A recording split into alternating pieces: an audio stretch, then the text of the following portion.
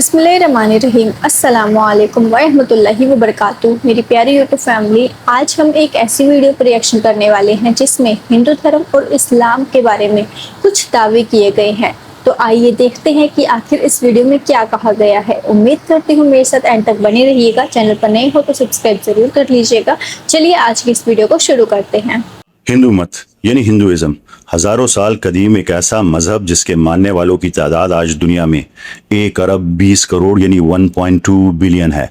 और इस्लाम एक ऐसा दीन जो आज रुए ज़मीन पर मौजूद तकरीबन 2 अरब इंसानों के दिलों की धड़कन है। ये दोनों मिलकर इस दुनिया की तकरीबन आधी आबादी बनाते हैं। सदियों से हमें यही बताया और पढ़ाया गया है कि ये दोनों अकायद एक दूसरे की बिल्कुल जिद हैं, दो ऐसी अलग अलग दुनियाएं जो कभी एक नहीं हो सकती। लेकिन जरा सोचिए, क्या हो अगर इंसानियत की इतनी बड़ी तकसीम महज एक भूली हुई तारीख पर खड़ी हो? क्या हो अगर आज के 1 अरब 20 करोड़ हिंदू और 2 अरब मुसलमानों के दरमियान एक ऐसा पोशीदा रिश्ता, एक ऐसा पुल मौजूद हो जिसे वक्त की गर्द ने हम सबसे छुपा दिया है। आज हम तारीख के उन औराक को पलटेंगे ताकि इस सच्चाई को जान सके जो शायद सब कुछ बदल दे। आज बरसगीर पर नजर डालें तो एक वाज़े और गहरा तजाद दिखाई देता है। एक जानिब इस्लाम है, एक ऐसा दीन जिसकी बुनियाद एक अटल और अनदेखे खुदा की तौहीद पर कायम है जिसकी कोई शबी नहीं। दूसरी जानिब हिंदू मत है, एक ऐसी कदीम रिवायत जो अपने रंगारंग तनों, बेशुमार देवताओं और मूर्तियों की पूजा के लिए जानी जाती है। बज़ाहिर ये दो पैरेलल लकीरें हैं, लाइंस हैं जो कभी भी नहीं मिल सकती। एक अंधे के खुदा की इबादत करता है तो दूसरा पत्थरों में भगवान तराशता है। लेकिन क्या हो अगर दोनों मज़ाहिब की बुनियाद और इनके अव्वलीन सहीफे ना सिर्फ एक जैसा पैगाम देते हों बल्कि खुदा की तारीफ भी बिल्कुल एक जैसी बयान करते हों। इस मुश्तरका तारीख को समझने के लिए हमें सबसे पहले इस्लामी अकीदे की असल रूह को समझना होगा, और वो है तौहीद यानी खुदा का एक होना। इस्लाम में कुरान करीम वो हतमी कसौटी या फुरकान है जो ये तय करता है कि खुदा कौन है। इस अकीदे का सबसे जामे खुलासा एक मुख्तसर और ताकतवर सूरत सूरह इखलास में मिलता है। ये खालिक की पहचान के 4 अटल उसूल बयान करती है। कुल हुवल्लाहु अहद, कह दीजिए वो अल्लाह एक है। अल्लाहु समद, अल्लाह समद है, वो बेनियाज है, सब उसके मोहताज हैं। लम यलिद वलम यूलद, ना उसकी कोई औलाद है और ना वो किसी की औलाद है। वलम यकुल लहू कुफुवन अहद, और उसके बराबर का कोई नहीं। यानी वो अल्लाह एक है, बेनियाज है, ना उसकी कोई औलाद है और ना वो किसी की औलाद है, जिसकी कोई शबी नहीं। ये तौहीद का हतमी और सबसे ऊंचा मयार है। अब बिल्कुल इसी मयार को जहन में रखें जब हम हिंदू मत के सबसे कदीम और मुकद्दस शास्त्र खोलते हैं, वेद और उपनिषद। आज के लाखों देवताओं के तस्वुर से बहुत पहले हिंदुस्तान के कदीम ऋषियों ने हतमी सच्चाई की तलाश की।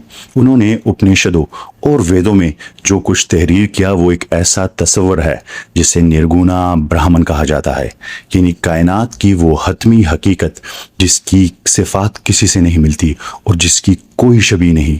आइए ज़रा इन हैरत अंगेज मुमासलतों, सिमिलैरिटीज़ पर गौर करें, जहां अरबी के आयात और संस्कृत के सुलूक एक ही अब्दी सच्चाई को बयान करते हैं।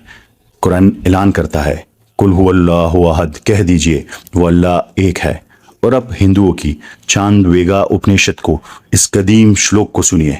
वो कहती है, एकदम एवेद वित्यम। इसका तर्जुमा क्या है? वो सिर्फ एक है, उसका कोई सानी नहीं। कुरान करीम फरमाता है, वलम यकुल्लहु कुफुवन अहद, और उसके बराबर का कोई नहीं। अब जरा श्वेता शोतर उपनिषद के इन अल्फाज पर गौर करें जो हूबहू इस सच्चाई की अक्कासी करते हैं। वो कहती है, नतस्या प्रतिमास्ति, जिसका मतलब है उसकी कोई मूरत नहीं, उसकी कोई शबी नहीं। और हिंदुओं की यजुर्वेदा में तो तौहीद का ये फलसफा अपने कमाल को छू लेता है, जहां वाज़े अल्फाज में लिखा है, वो पैदा होने से पाक है और कोई उसकी शबी या मूरत नहीं बना सकता, जिसकी शान सबसे बुलंद है। ना उसने जन्म लिया, ना उसकी कोई शबी है, वो एक है जिसका कोई शरीक नहीं। ذرا سوچئے، زبانیں الگ ہیں، ایک طرف عربی تو دوسری طرف سنسکرت، تہذیبیں الگ ہیں، لیکن اگر ہم تعصب کو ہٹا کر عقیدے اور حقیقت کی گہرائی میں اتر کر دیکھیں تو قدیم ہندوستان کے نرگن برہمن اور اسلام کے تصور توحید میں آپ کو فرق نظر نہیں آئے گا۔ یہ دراصل ایک ہی خالق کی پہچان ہے۔ صدیوں سے سیاستدانوں اور سلطنتوں نے دیواریں کھڑی کرنے کی اور سرحدیں کھینچنے کے لیے صرف ہمارے اختلافات کو اچھالا ہے، لیکن ہندو مندروں میں رکھی یہ مقدس کتابیں ایک پوشیدہ پل کی نشاندہی کرتی ہے۔ ہندو مت کا باطنی اور اصل فلسفہ کثرت پرستی یعنی پولیتھیزم نہیں ہے، بلکہ خالص وحدانیت پر مبنی ہے۔ ہندوستان کے قدیم رشیوں نے بالکل اسی اندھے کے ابدی خالق کی عبادت کی جس کے حضور آج ایک مسلمان مسجد میں سجدہ ریز ہوتا ہے۔ لیکن یہ بات ہمیں تاریخ کے ایک بہت بڑے راز کی طرف لے جاتی ہے۔ اگر ہندو مت کی بنیادی کتابیں واضح طور پر اعلان کرتی ہیں کہ خدا کی کوئی شبیہ نہیں، کوئی ماں باپ نہیں اور کوئی ظاہری شکل نہیں، تو پھر برصغیر مورتی پوجا کا اتنا بڑا مرکز کیسے بن گیا؟ ہم نے ایک بھولی ہوئی سچائی دریافت کی ہے کہ ہندو مت کے قدیم ترین گرنتھ یعنی کتابیں ایک اور اندھے کے خالق کی پوجا کا حکم دیتے ہیں، تو ایک ایسی روایت جس نے اعلان کیا تھا کہ اس کی کوئی مورت نہیں، وہ کیسے مورتیوں کے اس رنگین کلچر میں ڈھل گئی؟ اس کا جواب راتوں رات ہونے والی کوئی بغاوت نہیں تھی، بلکہ یہ انسان کی روحانی تاریخ کا ایک طویل، دھیما اور جذباتی سفر تھا۔ ایک لامحدود خدا جس کی کوئی شبیہ نہیں، اس کا ادراک انسانی دماغ کے لیے ناقابل یقین حد تک مشکل تھا۔ قدیم سینٹس اس بات کو تسلیم کرتے تھے۔ عام لوگوں کو دھیان یعنی مراقبہ میں مدد دینے کے لیے انہوں نے سگونا برہمن یعنی صفات والے خدا کا تصور پیش کیا۔ شروع میں یہ صرف توجہ مرکوز کرنے کے ذرائع تھے، ایک علامت آگ یا کوئی ذہنی خاکہ تاکہ بھٹکتے ذہن کو ایک جگہ روکا جا سکے۔ اس ظاہری شے کو کبھی بھی خدا تسلیم نہیں کیا گیا تھا، یہ تو محض ایک واسطہ تھا جس کے ذریعے خدا کی طرف دھیان لگایا جاتا تھا۔ لیکن جیسے جیسے صدیاں گزری، عقیدہ بدلتا گیا۔ بعد کی کتابیں جیسے پرانس دیومالائی کہانیوں سے بھر گئی، کئی نسلیں گزرنے کے بعد وہ محض علامات حقیقتاً دیوتا بن گئی، استعارہ مادی حقیقت بن گیا، راستے کے نقشے کو ہی منزل سمجھ لیا گیا۔ جب تقابلی یعنی کمپیریٹیو ریلیجنسٹ جو ہیں وہ اس تاریخی تبدیلی کی گہرائی میں اترتے ہیں تو ان کے سامنے انسانی تاریخ کی ابتدا کی ایک حیرت انگیز مماثلت یعنی سملیرٹی سامنے آتی ہے، ایک ایسی مشابہت جو ہمیں یہ سوچنے پر مجبور کر دیتی ہے کہ کیا اسلام کے اور ہندو مت ایک ہی تاریخی انسان سے تو نہیں نکلے؟ آئیے زبان اور روایات پر ایک نظر ڈالتے ہیں۔ ابراہیمی مذاہب یہودیت، عیسائیت اور اسلام میں توحید کے جد امجد حضرت ابراہیم علیہ السلام ہیں۔ ان کی زوجہ محترمہ کا نام حضرت سارہ ہے۔ ہندو روایات میں نو انسانی کا باپ برہما کو مانا جاتا ہے اور ان کی زوجہ کا نام سرسوتی ہے۔ یہ مماثلت سمیلرٹی صرف ناموں تک محدود نہیں ہے۔ حضرت ابراہیم علیہ السلام کو مذاہب عالم میں قوموں کا باپ یعنی فادر آف نیشنز مانا جاتا ہے، جبکہ برہما کو ہندو مت میں پرجاپتی یعنی کائنات کی تمام مخلوق کا باپ مانا جاتا ہے۔ یہ دونوں شخصیات خدائی نظام اور عبادت کی ابتدائی بنیادیں قائم کرنے سے گہرے طور پر جڑی ہوئی ہیں۔ قرآن مجید سورہ یونس میں واضح طور پر کہتا ہے، اور ہر امت کے لیے ایک رسول ہے۔ خدا نے کسی بھی تہذیب کو اندھیرے میں نہیں چھوڑا۔ تاریخ میں اسلام کے چند مفکرین نے اس بات کو تسلیم کیا کہ ہندوستان جیسی اتنی وسیع اور قدیم تہذیب کو بھی یقیناً خدائی رہنمائی ملی ہوگی۔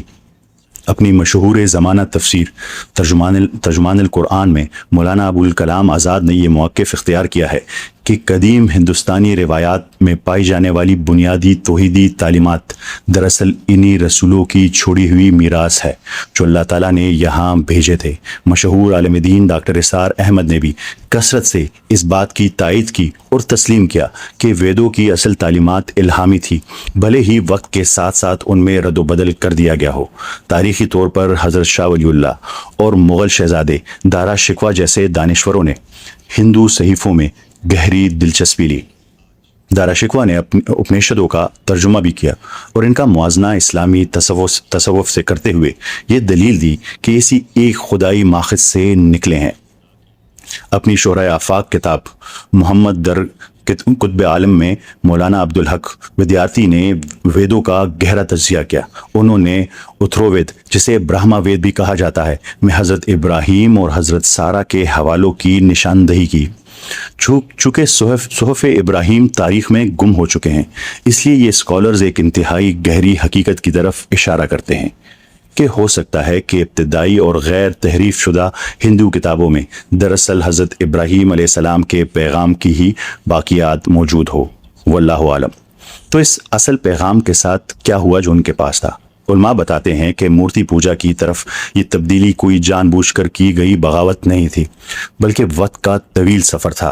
ہزاروں سالوں کے دوران عام لوگوں کو خدا سے جوڑنے کے لیے بعد میں آنے والی نسلوں نے اس عظیم باپ جد امجد کی مورتیاں تراشنا شروع کر دی، جس نے ابتدا میں انہیں اس اندیکھے خدا کی عبادت کرنا سکھایا تھا جو ایک ہے۔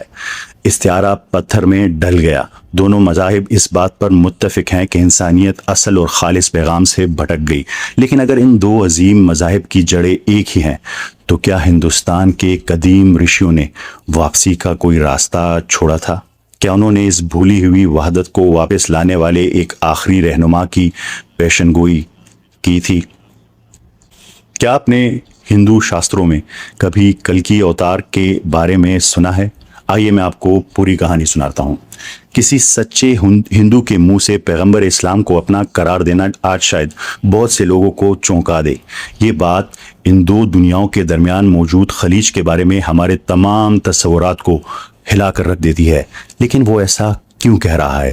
یہ کوئی جدید سیاسی بیان نہیں ہے، یہ ان کی اپنی مقدس کتابوں پر مبنی ایک گہرا ادراک ہے۔ ہندو شاستروں کے وسیع سمندر میں ایسی آیات پوشیدہ ہیں جو بھٹکنے کے بعد واپس سیدھے راستے پر لانے کا ایک فطری نظام ہے۔ ہمارا پہلا اشارہ بھوشیہ پرانا میں ملتا ہے، جس کا مطلب ہے مستقبل کی تاریخ۔ اس قدیم گرنتھ کے تیسرے حصے میں ایسی آیات موجود ہے جو ایک ایسے روحانی استاد کا ذکر کرتی ہے جو ایک غیر سرزمین پر ظاہر ہوگا۔ یہ تحریر حیران کن حد تک واضح ہے۔ اس میں لکھا ہے کہ ایک آچاریہ یعنی ایک روحانی پیشوا آئے گا جس کے ساتھ اس کے ساتھی بھی ہوں گے۔ اس کتاب میں اس کا نام محمد بتاتی ہے، اور یہ بتاتی ہے کہ اس کا تعلق ایک صحرائی علاقے سے ہوگا جسے سنسکرت میں مروشتل کہا گیا تھا۔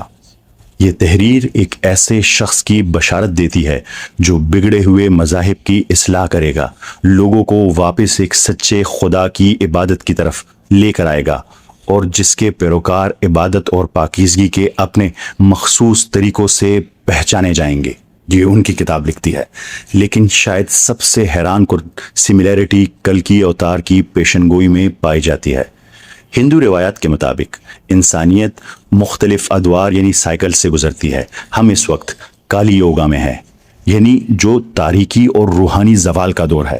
اس تاریکی کو ختم کرنے کے لیے شاستر ایک آخری رہنما کی آمد کا وعدہ کرتے ہیں جس کا نام ہے کلکی۔ جب تقابلی مذاہب کے ماہرین کلکی اوتار کی نشانیوں کو پیغمبر اسلام صلی اللہ علیہ وآلہ وسلم کی سیرت طیبہ سے ملاتے ہیں تو یہ مشابہت دنگ کر دینے والی ہے۔ ان کی جائے پیدائش پیشن گوئی ہے کہ کلکی شامبلا میں پیدا ہوگا، جس کا سنسکرت میں مطلب ہے امن کی جگہ۔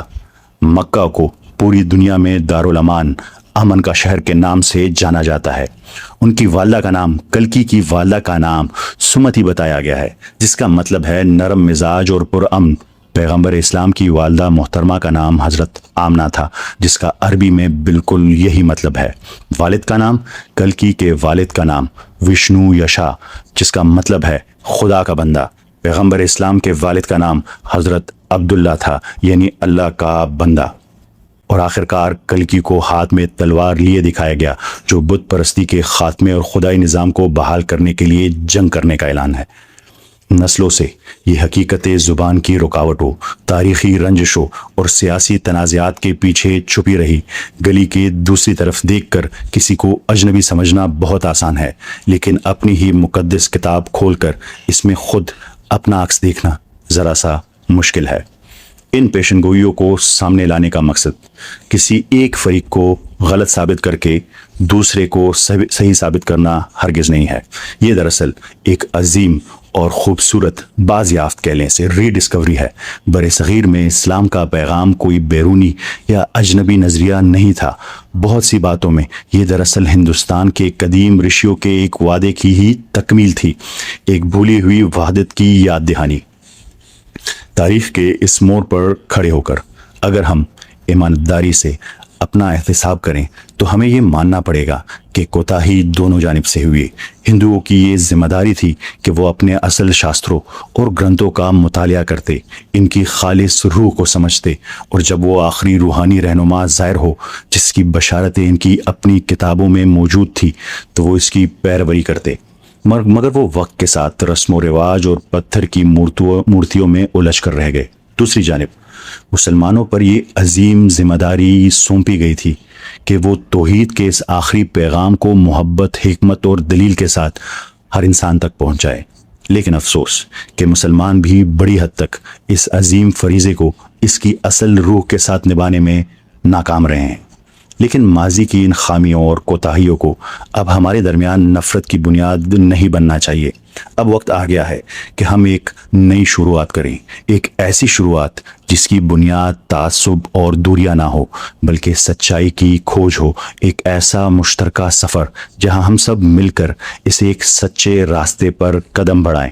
اس مشترکہ تاریخ کا ادراک ہمارے سوچنے کا زاویہ مکمل طور پر بدل دیتا ہے۔ اس کا مطلب یہ ہے کہ جب کوئی مسلمان کسی ہندو کو اس ایک خالق کائنات کی عبادت کی طرف بلاتا ہے جس کی کوئی شبیہ نہیں، تو در حقیقت وہ اسے اس اپنے آباء و اجداد کی راہ چھوڑنے کا مطالبہ نہیں کر رہا ہوتا، بلکہ یہ تو صدیوں کی جمی ہوئی گرد صاف کرنے کی ایک محبت بھری دعوت ہے۔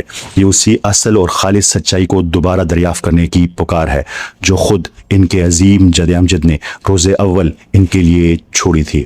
اور یہی وجہ ہے کہ آج جب بر صغیر کی فضاؤں میں اذان کی روح پرور آواز گونجتی ہے تو یہ محض عرب سے آئی کوئی اجنبی آواز نہیں ہوتی۔ اگر ہم ویدوں کی قدیم جڑوں میں اتر کر اسے غور سے سنیں تو یہ پوری انسانیت کی وہی اصل اور مشترکہ آواز ہے جو ہم سب کو بھٹکنے کے بعد واپس اپنے اصل گھر کی طرف بلا رہی ہے۔ تو آئے لوٹ کے چلتے ہیں، مل کے چلتے ہیں۔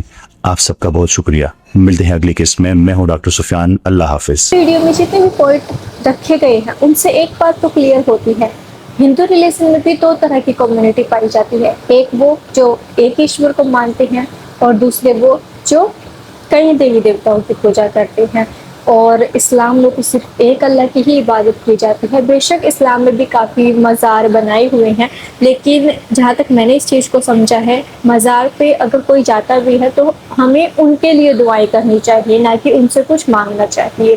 اور اس ویڈیو کو دیکھ کر آپ کا اسلام اور ہندوازم کو لے کر کیا اوپینین ہے کمنٹ کر کے ضرور بتائیے گا، اور یہ ویڈیو آپ کو تھوڑی سی بھی انفارمیٹیو لگی ہو تو ایک لائک، شیئر اور چینل کو سبسکرائب کرنا مت بھولنا۔ انشاءاللہ میں ملوں گی آپ سے کسی نیکسٹ ایسی ہی ویڈیو کے ساتھ۔ آپ سب اپنا خیال رکھیے، خوش رہیے اور مجھے بھی اپنی دعاؤں میں یاد رکھیے۔ اللہ حافظ۔